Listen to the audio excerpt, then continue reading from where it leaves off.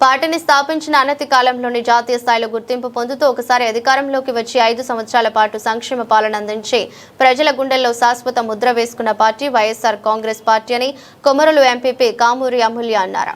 మార్కాపురం జిల్లా కొమరోలు మండలంలో వైఎస్ఆర్ కాంగ్రెస్ పార్టీ నాయకులు కామూరి రమణారెడ్డి నివాసంలో ఎంపీపీ కామూరి అమూల్య, ఎంపీటీసీ కామూరి శ్రీనివాసరెడ్డి ఆధ్వర్యంలో ఆవిర్భావ దినోత్సవాన్ని నిర్వహించారు. అనంతరం దివంగత నేత మాజీ ముఖ్యమంత్రి డాక్టర్ వైఎస్ఆర్ రాజశేఖర రెడ్డి చిత్రపటానికి నివాళులర్పించారు.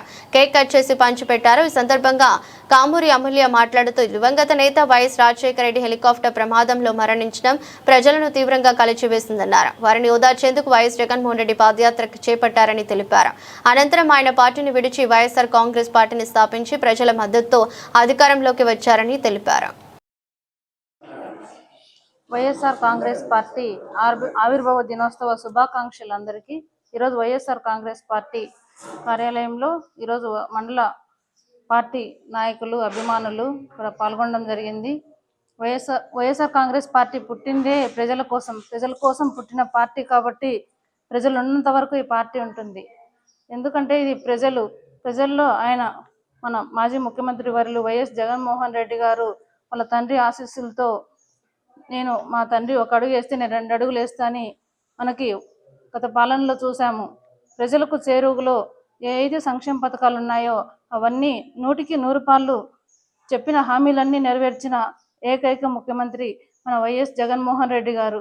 ఇప్పుడు పాలనకి అప్పుడు పాలనకి వ్యత్యాసం చూస్తున్నాం. అందుకే ప్రజలు ఈరోజు మహిళలు చూస్తే వాళ్ళకి ఆర్థికంగా చాలా వెనుకబడి ఉన్నారు. సంక్షేమ పథకాలు కూడా ఓన్లీ ఒక పార్టీ వైపే చూస్తున్నాయి, కానీ జగనన్న అలా చేయలేదు. అన్ని పార్టీలకు, కులాలకు, రాజకీయాలకు అతీతంగా సంక్షేమ పథకాలన్నీ అందించారు.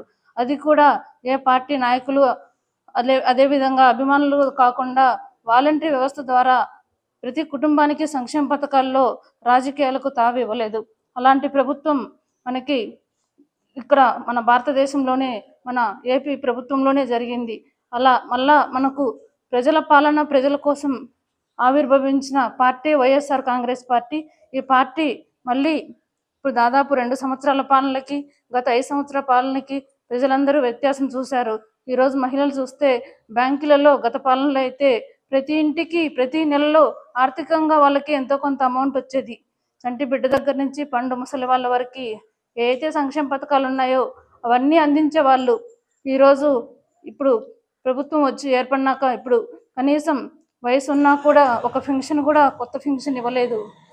పెన్షన్ ఒక 1000 పెంచారనే కారణంతో 3000 నుంచి 4000 అట్లే జరిగిపోతున్నాయి, కానీ ఒక కొత్త పెన్షన్ శాంక్షన్ కాలేదు.